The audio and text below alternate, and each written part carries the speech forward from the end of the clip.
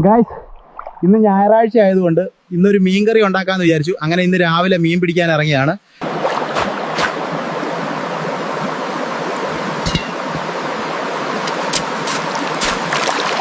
ഇനി നമുക്ക് മീൻ കറി വെക്കാൻ പാകത്തിനുള്ള കഷ്ണങ്ങളാക്കാം.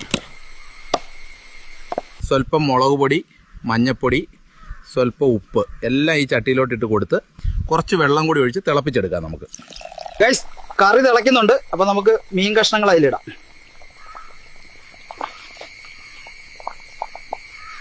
ഇതെൻ്റെ കപ്പത്തോട്ടമാണ്.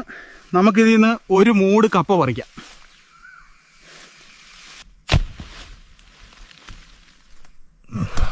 ഇനി ഈ കിഴങ്ങെല്ലാം ഒന്ന് കഴുകി വൃത്തിയാക്കണം. ഗൈസ്, ഉപ്പിട്ട് തിളപ്പിച്ച ഈ വെള്ളത്തിലേക്കിട്ട് നമുക്ക് കപ്പ വേവിച്ചെടുക്കാം. അപ്പോൾ നമ്മുടെ കപ്പയും മീൻകറിയും റെഡി ആയിട്ടുണ്ട്. ഇന്ന് ഇത് എൻ്റെ കൂടെ കഴിക്കാൻ ഒരാൾ കൂടിയുണ്ട്. Hello friends, it's me Tarzan. സുഹൃത്തുക്കളെ, ഞങ്ങൾ കപ്പയും മീൻകറിയും കഴിക്കാൻ ഒരു അടിപൊളി സ്ഥലം നോക്കുവാണ്.